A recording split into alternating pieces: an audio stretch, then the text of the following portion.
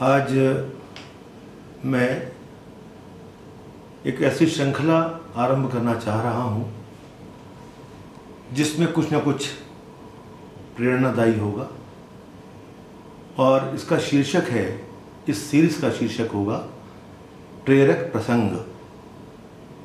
आज हमारे बीच हमारे दादा दादी नाना नानी नहीं होते, तो जो उनके मुंह से हम कहानियाँ सुनते थे वो सब कहानियाँ अब हम सुन नहीं पाते हैं। एक कहानी मैं आपके सामने आज प्रस्तुत कर रहा हूँ, आशा है आपको पसंद आएगी। कहानी का शीर्षक है हर शाख पे उल्लू बैठा है। तो आइए सुनते हैं कहानी। ये कहानी आपको झकझोर कर रख देगी और एक अच्छी सीख भी देगी। एक बार एक हंस और हंसनी हरिद्वार के सुरम्य वातावरण से भटकते हुए उजड़े वीरान और रेगिस्तान के इलाके में आ गए। हंसनी ने हंस को कहा कि ये किस उजड़े इलाके में आ गए हैं, ये किस उजड़े इलाके में आ गए हैं। यहाँ न तो जल है, न जंगल और न ही ठंडी हवाएं हैं। यहाँ तो हमारा जीना मुश्किल हो जाएगा। भटकते भटकते शाम हो गई तो हंस ने हंसनी से कहा कि देख, किसी तरह आज रात बिता लो, कल सुबह हम लोग दोबारा हरिद्वार पहुंच जाएंगे। रात हुई तो जिस पेड़ के नीचे हंस और हंसनी रुके हुए थे उस पर एक उल्लू बैठा था। वो जोर से चिल्लाने लगा। हंसनी ने हंस से कहा, अरे यहाँ तो रात में भी सो नहीं सकते, ये देखो उल्लू कितनी ज़ोर से चिल्ला रहा है। हंस ने फिर हंसनी को समझाया कि किसी तरह आज की रात काट लो। मुझे अब समझ में आ गया है कि ये इलाका इतना वीरान क्यों है। मुझे अब समझ में आ गया है कि ये इलाका इतना वीरान क्यों है। ऐसे उल्लू जिस इलाके में रहेंगे वो तो वीरान और उजड़ा ही रहेगा। पेड़ पर बैठा उल्लू दोनों की बात सुन रहा था। सुबह हुई, उल्लू नीचे आया और उसने कहा, हंस भाई, मेरी वजह से आपको रात में बहुत तकलीफ हुई, आप मुझे माफ़ कर दीजिए। हंस ने कहा, कोई बात नहीं भैया, आपका धन्यवाद। यह कहकर जैसे ही हंस अपनी हंसनी को लेकर आगे बढ़ा, पीछे से उल्लू चिल्लाया, अरे हंस, ये मेरी पत्नी को अपने साथ कहाँ लिए जा रहे हो? मेरी पत्नी तो छोड़ जाओ। हंस चौंका।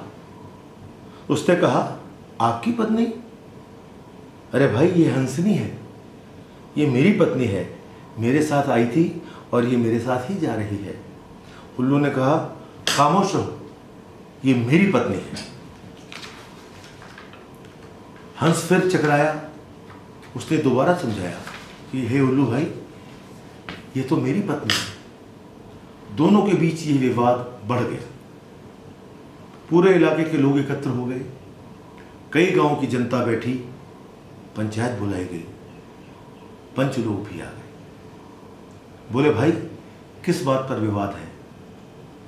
लोगों ने बताया कि ये उल्लू ये कह रहा है कि हंसनी उसकी पत्नी है और हंस कह रहा है कि हंसनी उसकी पत्नी है। अब क्या करें?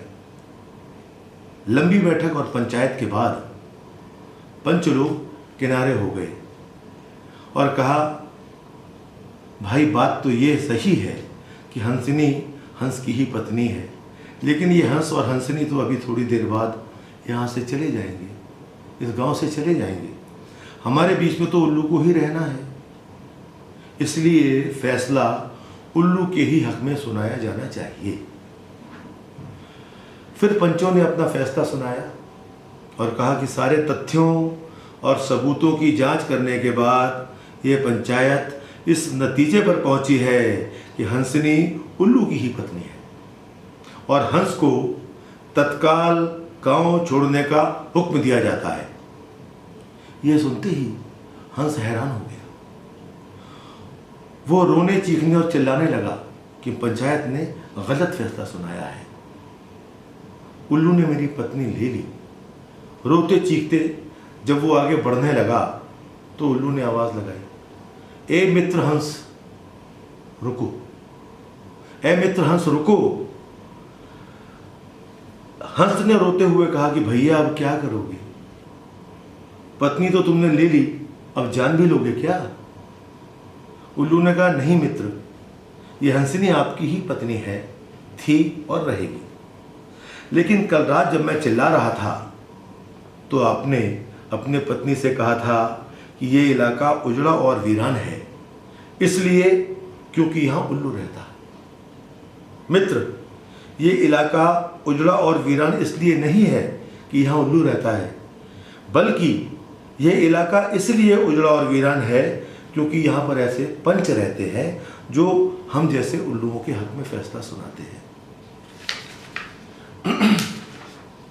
शायद इतने साल की आज़ादी के बाद भी हमारे देश की दुर्दशा का मूल कारण यही है कि हमने उम्मीदवार की योग्यता व गुण आदि न देखते हुए हमेशा हमारी बिरादरी का है, हमारी पार्टी का है, हमारे एरिया का है के आधार पर अपना फैसला उल्लुओं के ही पक्ष में सुनाया है। देश की बदहाली और दुर्दशा के लिए कहीं ना कहीं हम सभी भी जिम्मेदार हैं। ज़रा सोचिए। आज बस इतना ही, फिर मिलेंगे जल्दी ही। नमस्कार।